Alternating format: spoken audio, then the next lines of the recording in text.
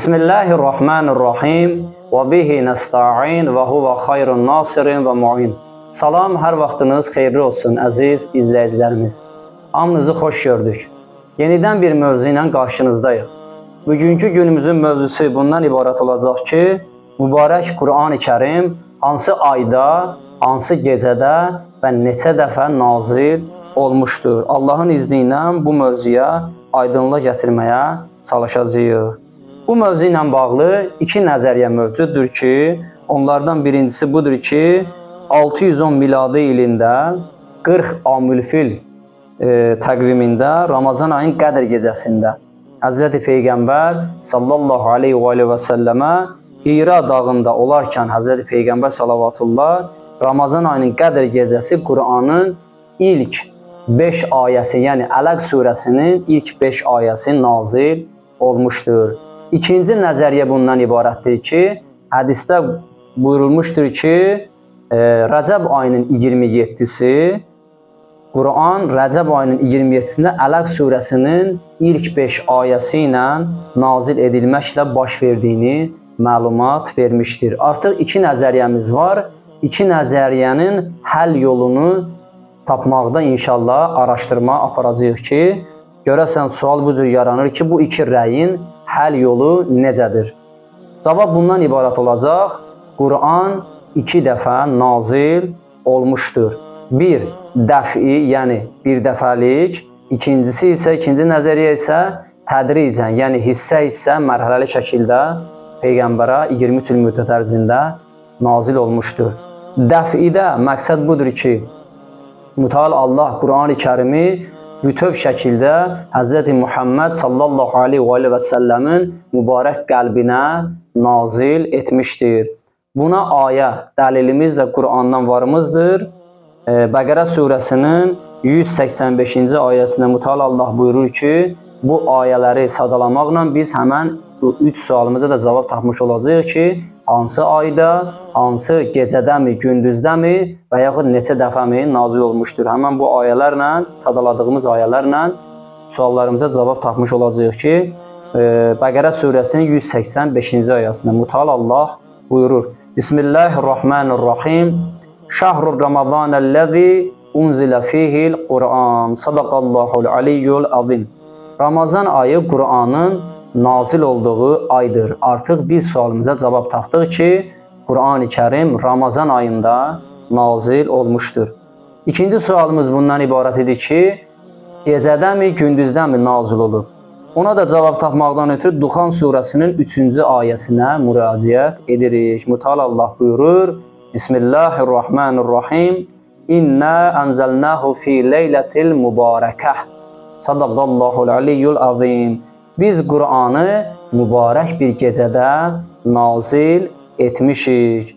Qur'anın gecədənmi, gündüzdənmi nazil olmasına cavab tapdıq ki, Duxan surəsinin 3-cü ayəsində Mütəal Allah Qur'an-ı Kərimi mübarək bir gecədə nazil etmişdir. Yenə bizə sir qalır, sual yaranır. Görəsən, Ramazan ayının hansı mübarək gecəsində Qur'an nazil olmuşdur?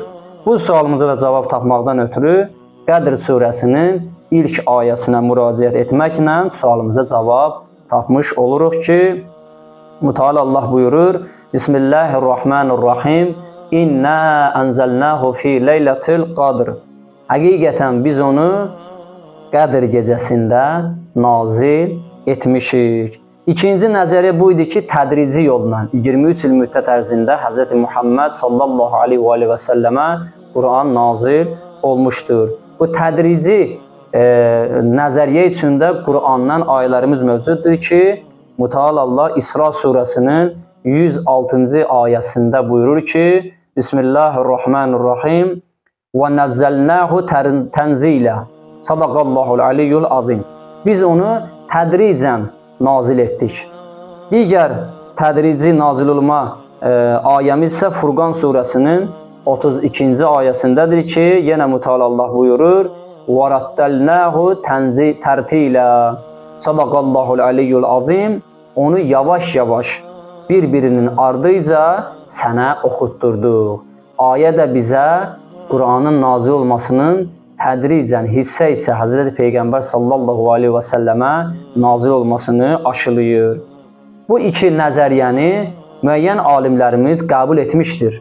Onlar Şeyx Səduq, Əllamə Təbətəbai, Zərqan, Əllamə Xoyi və Qurtubi kimi alimlər bunu qəbul etsə də, bir neçə nəfər alimlərimizdən qəbul etməmişdir. Qəbul etməyən alimlərimiz Şeyx Müfid və Seyyid Murtəza qəbul etməyərək, bunu əsaslandıraraq dəlil gətirmişdilər ki, Qur'anın nazil edilməsi ilə Bəsət arasında olan zaman fərqinin olmasını dəlil gətirərək qəbul etməmişdilər. Onların da iki nəzəriyyəsi mövcud olmuşdur. İlk növbədə Bəsət və Risalətin Rəcəb ayının onların ilk nəzəriyyəsi bundan ibarət olmuşdur ki, Bəsət və Risalətin Rəcəb ayının 27-sində heç bir ayə nazil edilmədən baş vermişdir. Bu rəyə əsasən bu gündə, birinci rəyə əsasən bu gündə ayə nazil olmadan Həzrəti Cəbrail əleyhissalam Həzrəti Peyğəmbər sallallahu aleyhi və səlləmə nazil olaraq yalnız bu xəbəri vermişdir ki, ey Muhammed sallallahu aleyhi və səlləm, sən həqiqətən Allahın rəsulusan, xitab edərək Peyğəmbərliyə çatdırdığını elan etməsi ilə bağlı olduğunu bildirmişdir. İkinci nəzəriyyəsi isə onların bu olmuşdur ki, Ramazan ayının Qədr gecəsində Qur'anın nazil edilməsinin baş verməsi. Buna da aydınlıq gətirilir ki, Rəcəb, Şaban ayından sonra gələn Ramazan ayında Qur'anın Ələq surəsinin ilk 5 ayələri başlamaqla 23 il müddət ərzində Həzrəti Muhammed sallallahu aleyhi və səlləmə nazil olmuşdur. Və bununla da Quran ayələrinə əsasən tədrici və dəfi və tədrici nazil olmaya biz inşallah Allahın izni ilə aydınlıq gətirməyə çalışdıq. Allah bizləri Quran elminin maariflənməsində cəmiyyətimizə, xalqımıza, millətimizə fayda verməklikdə hamımızı müvəffəq etsin inşallah. Vəssalamu aleykum və rəhmətullah və bərəkatuhu.